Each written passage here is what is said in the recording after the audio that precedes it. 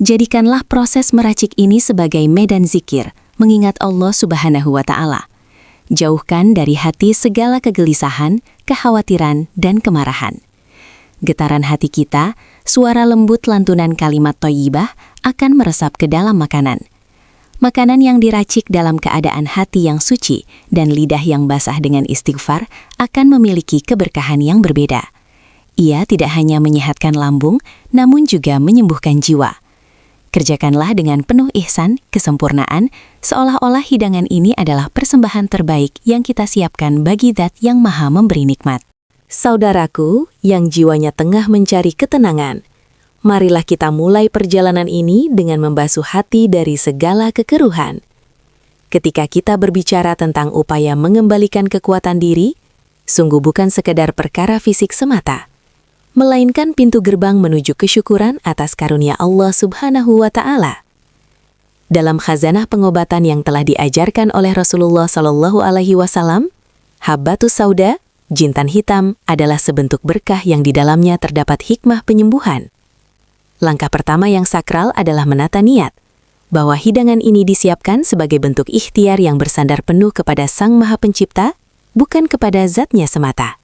Kini, tatkala tangan mulai meracik, hadirkanlah kesadaran bahwa setiap sentuhan adalah bagian dari doa. Ayam kampung yang kita pilih melambangkan kemurnian dan kehidupan yang dekat dengan fitrah.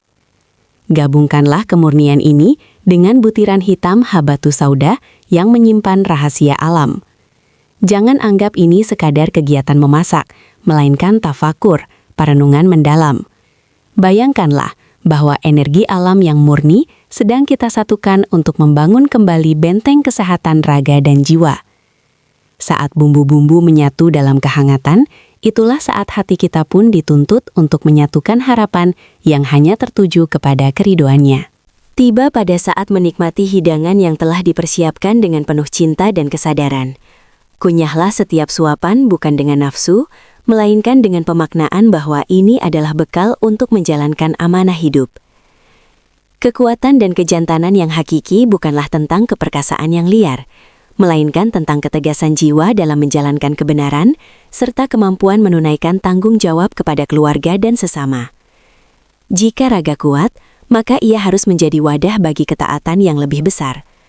Rasakan aliran hangatnya, bukan hanya menguatkan otot dan tulang, tetapi juga menguatkan janji kita kepada diri sendiri untuk menjadi hamba yang lebih baik.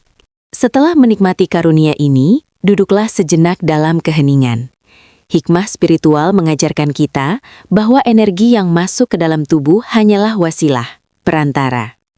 Sumber kekuatan sejati adalah tauhid, keyakinan bulat bahwa setiap kesembuhan dan setiap daya datang dari Zat yang Maha Perkasa.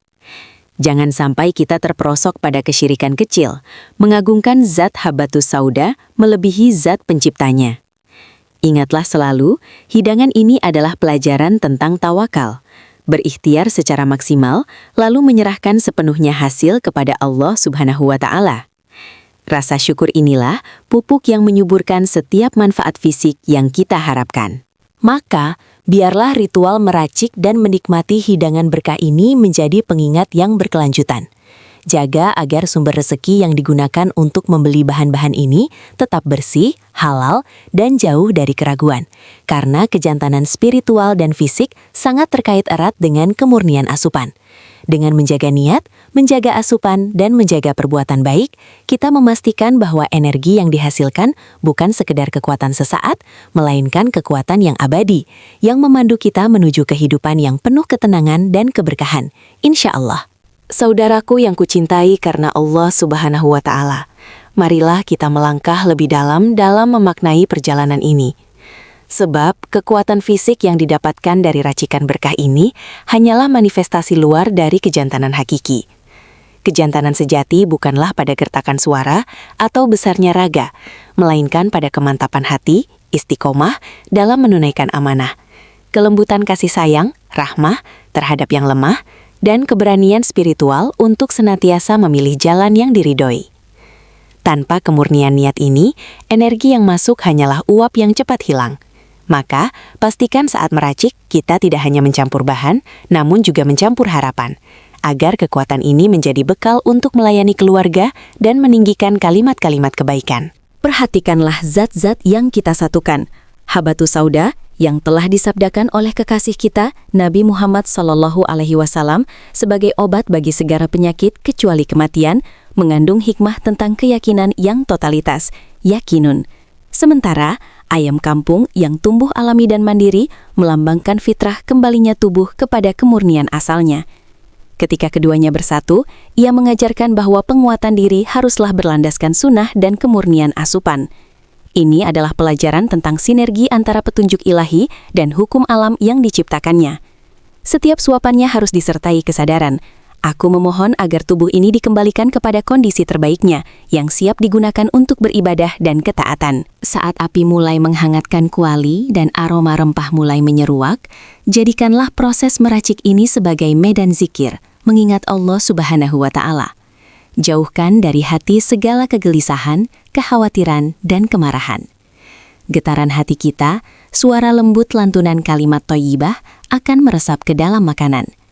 Makanan yang diracik dalam keadaan hati yang suci dan lidah yang basah dengan istighfar akan memiliki keberkahan yang berbeda. Ia tidak hanya menyehatkan lambung, namun juga menyembuhkan jiwa. Kerjakanlah dengan penuh ihsan, kesempurnaan, seolah-olah hidangan ini adalah persembahan terbaik yang kita siapkan bagi Zat yang Maha Memberi Nikmat. Setelah energi ini meresap, kita harus siap menghadapi ujian berikutnya, yaitu bagaimana kekuatan yang baru didapat ini digunakan. Jangan biarkan energi tersebut hanya berputar pada lingkaran kepentingan diri sendiri.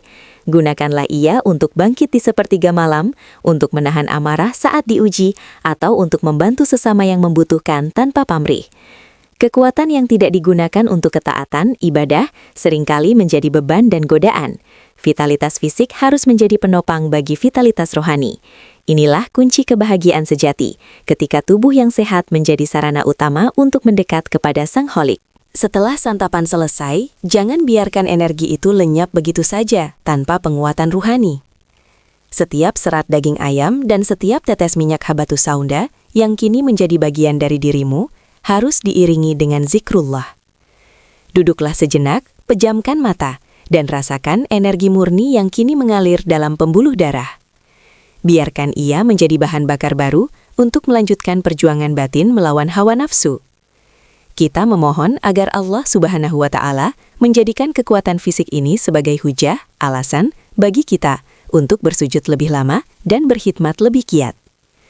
Tanpa kesadaran akan Sang Pemberi kekuatan, segala vitalitas yang kita miliki hanyalah ilusi yang cepat pudar.